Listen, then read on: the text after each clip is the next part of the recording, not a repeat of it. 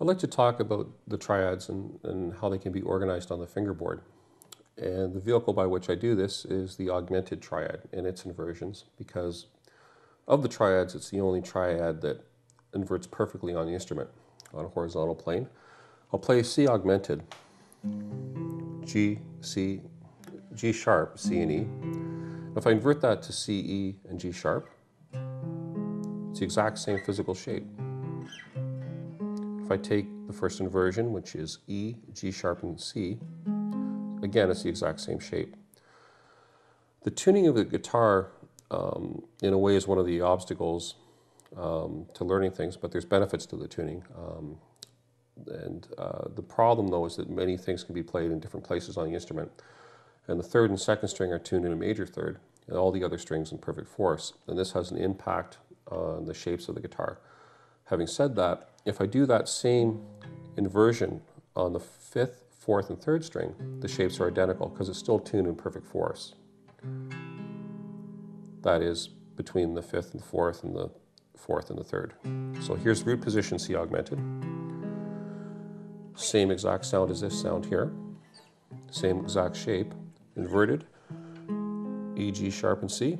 Inverted, G sharp, C, and E.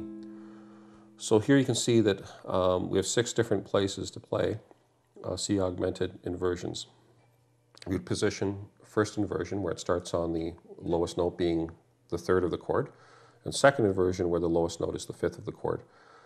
Now if I take these inversions to the fourth, third, and second string, the shapes change. Instead of that kind of shape, the second string note comes up a fret, so you bar the first finger. This is the first inversion, E, G sharp, and C. Inverting that to second inversion, G sharp, C, and E, you can see on a horizontal plane the same principle applies. The shapes stay the same as they did on the other string sets. It's just that we have a new shape now to memorize. Root position, C, E, and G sharp. Again, because of the tuning of the second and third string, the shapes on the third, second, and first will be yet another shape. G sharp, C, and E, E being open, easier to visualize here. G sharp, C, E, second inversion.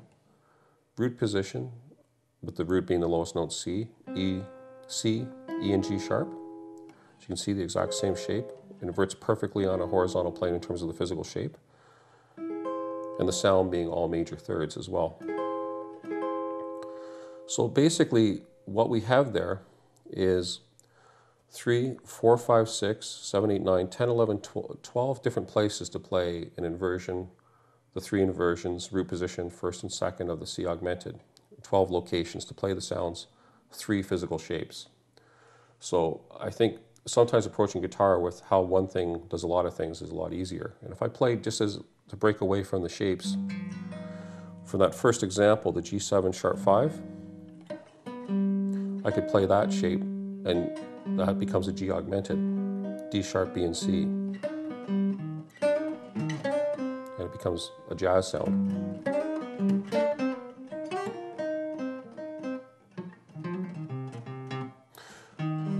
I could play the augmented here, and I could play it here, and here. That was off the first string, G augmented, off the second string, off the third string.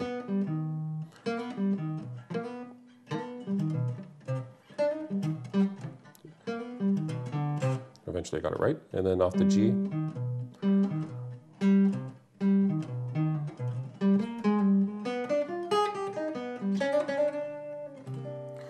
So what I demonstrated there is that that augmented sound has some interesting notes in it and creates some interesting tension, and it works on the altered dominant chords, altered 7th chord.